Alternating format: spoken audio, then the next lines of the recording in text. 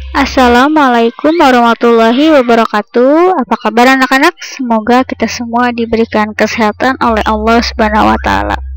Hari ini kita akan belajar di bab 3 PPKN semester 1 mengenai ketentuan Undang-Undang Dasar Negara Republik Indonesia tahun 1945 tentang kedaulatan. Jadi maksudnya di sini bahwa apa sih bukti bahwa Indonesia itu menganut kedaulatan rakyat dan kedaulatan hukum?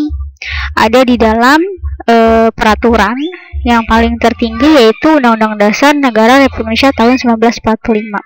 Ada di dalam apa saja mengenai penegasan kedaulatan rakyat dan kedaulatan hukum? Ada di pembukaan UUD 1945 dan ada di pasal Undang-Undang Dasar 1945. Yang pertama ada di pembukaan Undang-Undang Dasar 1945, yaitu pada alinea keempat. Jadi di alinea keempat jelas terdapat kata-kata kedaulatan rakyat.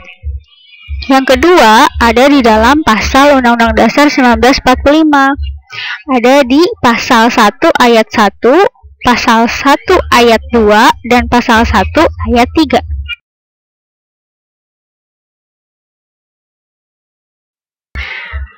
Sekarang Ibu akan menjelaskan satu-satu mengenai pasal-pasal yang menyebutkan mengenai atau membuktikan bahwa Indonesia itu menganut kedaulatan rakyat. Yang pertama adalah pasal 1 ayat 1. Bunyinya, negara Indonesia ialah negara kesatuan yang berbentuk republik. Apa maksudnya dari kata-kata ini? Negara kesatuan berarti di dalam negara tersebut hanya ada satu negara, tidak ada negara-negara lain, atau tidak ada negara bagian, hanya ada satu. Lalu republik. Apa maksud republik? Republik ini maksudnya adalah satu negara itu memiliki satu kepala negara, hanya satu ya, hanya satu orang kepala negara yang dipilih dalam pemilihan umum. Nah, apa penjelasan mengenai kepala negara dan pemilu?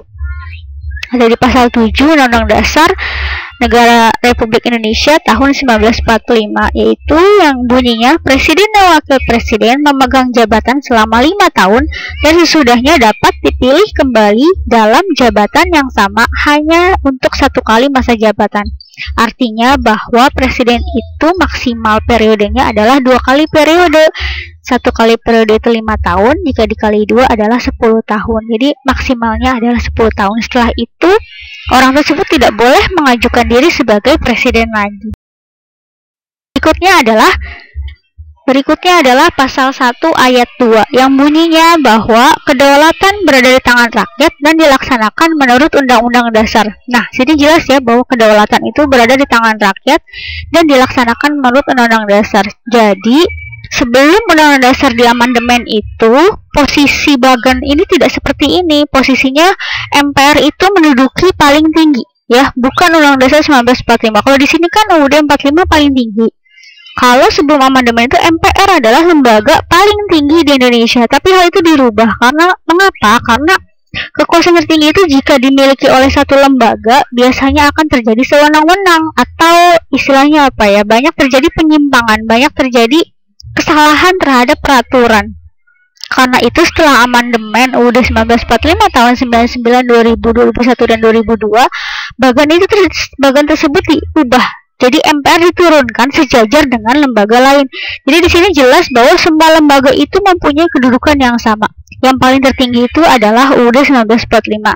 Ya, alasannya karena itu, karena untuk mencegah yang namanya penyelewengan atau ketidaksewenang-wenangan dari lembaga negara. Yang terakhir adalah pasal 1 ayat 3 yang bunyinya negara Indonesia adalah negara hukum. Nah, jelas nih, kedaulatan yang dianut oleh Indonesia selain kedaulatan rakyat adalah kedaulatan hukum. Apa sih karakteristik negara hukum? Yang pertama, adanya perlindungan dan pengakuan terhadap hak asasi manusia. Jelas ya bahwa Indonesia itu sangat menjunjung tinggi hak asasi manusia. Bagaimana pemerintah itu membuat undang-undang, membuat pasal-pasal dalam UUD 45 itu sangat amat jelas mengenai hak asasi manusia.